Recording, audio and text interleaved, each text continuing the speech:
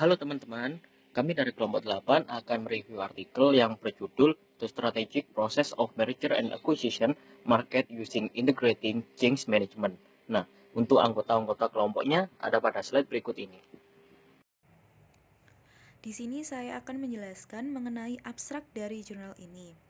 Nah, abstrak dari jurnal ini menjelaskan tentang bagaimana strategi merger dan akuisisi berdasarkan studi sebelumnya dapat membantu para praktisi organisasi dalam budaya dua perusahaan. Dalam penelitian ini juga, rencana atau strategi merger dan akuisisi berguna sebagai petunjuk prinsip-prinsip yang telah berkembang melalui model manajemen perubahan. Selanjutnya yaitu pengantar. Pengantar pada jurnal ini menjelaskan fakta bahwasannya dua perusahaan yang berhasil melakukan merger dan akuisisi sangat dipengaruhi oleh budaya dua organisasi.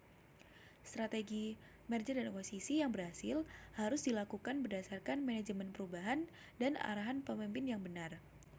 Melalui penelitian ini, strategi merger dan akuisisi dapat membantu para pemimpin dan praktisi organisasi dalam budaya dua perusahaan melalui model manajemen perubahan. Selanjutnya, saya Khairunisa akan membahas tentang kesenjangan penelitian dalam literatur merger dan akuisisi.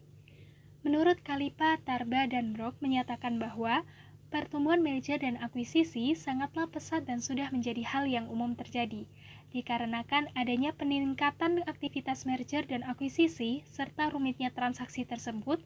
Menurut Gauguin, pembahasan tentang merger dan akuisisi telah diamati secara berkala pada literatur akademik. Selain itu, merger dan akuisisi perusahaan telah meraih perhatian yang lebih dari dunia perusahaan, masyarakat, hingga dunia akademik.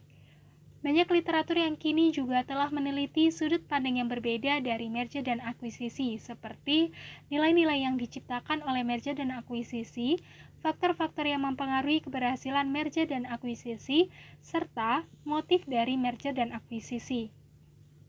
Selain itu, dikarenakan mayoritas perhatian tertuju pada pemegang saham, beberapa studi mengkaji tantangan integrasi pasca merger dan akuisisi.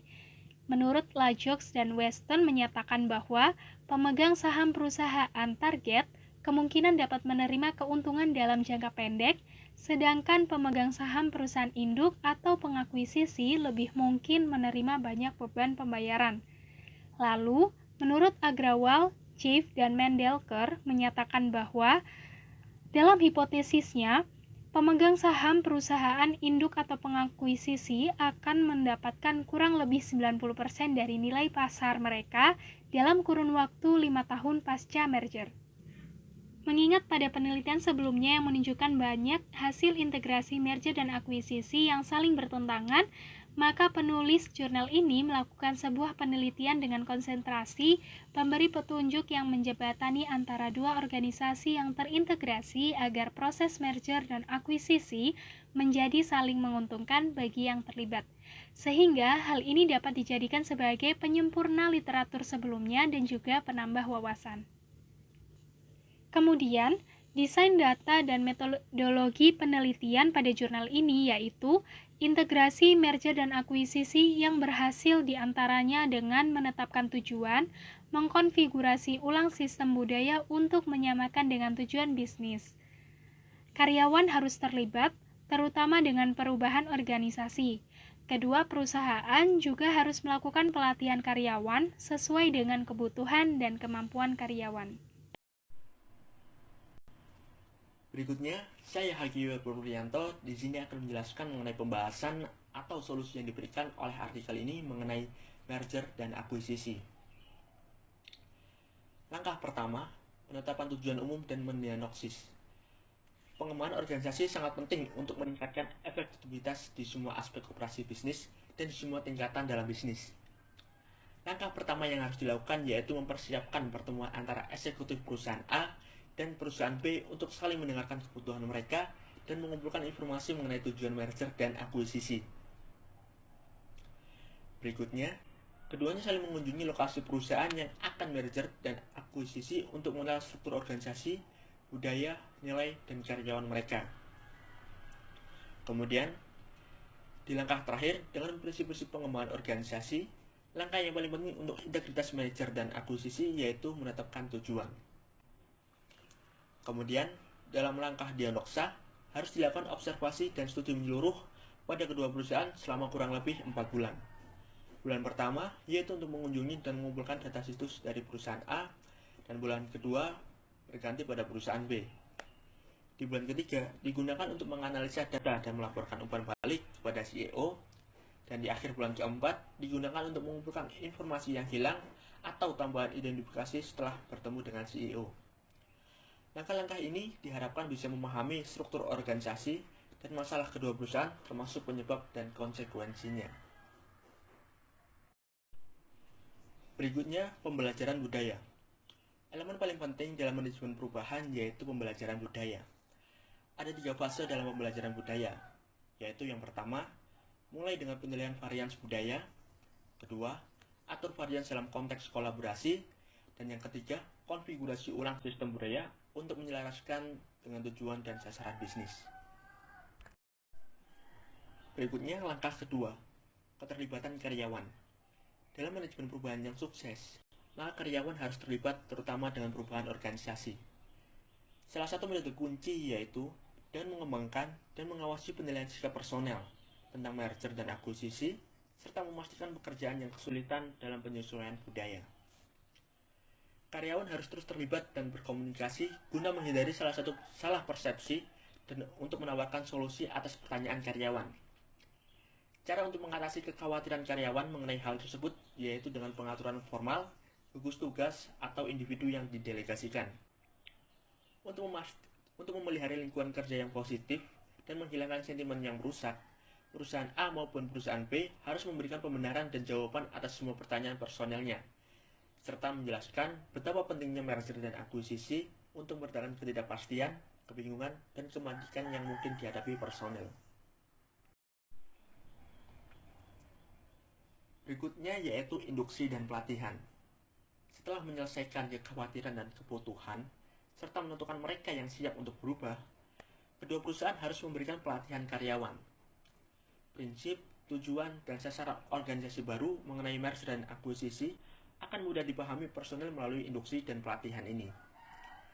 Karyawan harus memperoleh pelatihan dan pendidikan tentang berbagai aspek, seperti kinerja, strategi kerja, dan proses komunikasi untuk operasi bisnis. Pengembangan karyawan. Langkah selanjutnya yaitu pengembangan baik untuk tingkat karyawan maupun eksekutif.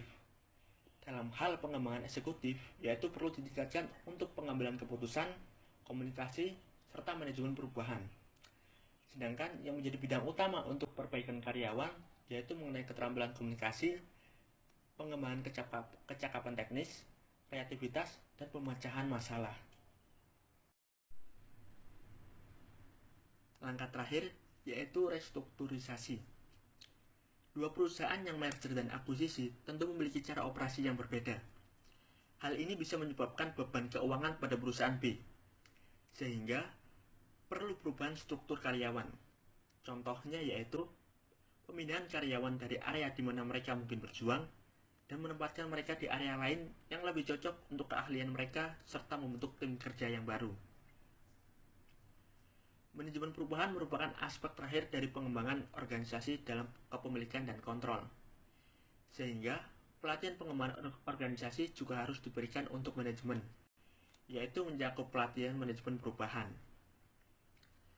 Penting untuk membiarkan perusahaan A menyesuaikan diri atas perubahan, dengan cara yang tidak menimbulkan resistensi karena memiliki anggota keluarga dalam manajemennya. Perusahaan B akan mampu mengimbangi tekanan apapun yang dialami perusahaan A, serta menyediakan lingkungan yang sesuai untuk produktivitas dengan memberikan pelatihan tambahan dan jalur komunikasi. Perusahaan B bisa mentransfer sebagian sumber dayanya untuk pelatihan perusahaan A yang memungkinkan pertumbuhan dan perkembangan di area berpotensi lemah guna mengurangi stres. Selanjutnya adalah kelebihan dan kekurangan. Kelebihan yang pertama adalah menambah wawasan mengenai literatur merger dan akuisisi. Manajer di semua tingkat dari kedua organisasi harus mengambil bagian dalam proses merger dan akuisisi agar dapat membantu praktisi budaya organisasi dapat sinkron dan dapat mengatasi perubahan yang terjadi.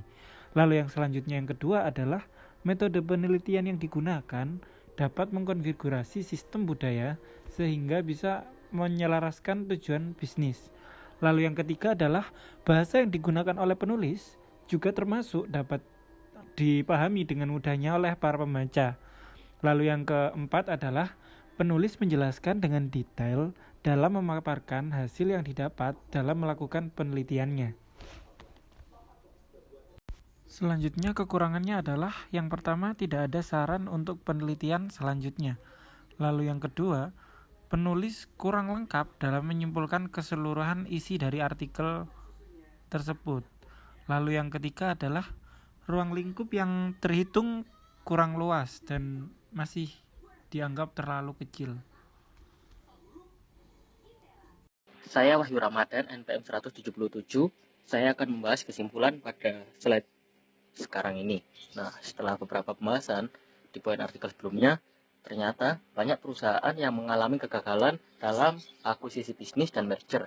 Tetapi beberapa perusahaan yang lain itu berhasil memenuhi harapan. Dalam artikel ini dapat ditemui bahwa perusahaan A dan B memiliki beberapa kepentingan atau hal yang berbeda, seperti perusahaan A perlu adaptasi dengan adanya perubahan, sedangkan perusahaan B mudah adaptasi dan belum memberi ruang bagi perusahaan A. Setelah mendapatkan rekomendasi ataupun mempunyai strategi yang cocok, kedua perusahaan ini mencapai kesepakatan bersama agar dapat mencapai harapan dari masing-masing perusahaan. Budaya organisasi harus memperkuat strategi bisnis dan desain struktural organisasi. Kesimpulannya adalah untuk mencapai kesuksesan, koordinasi terkait pengembangan kepemimpinan dan upaya manajemen dalam menghadapi perubahan bisa dijadikan tolak ukur kesuksesan. Manajer di semua tingkatan di kedua organisasi harus mengambil bagian dalam proses merger dan akuisisi agar budaya organisasi sinkron dan terjadi perubahan.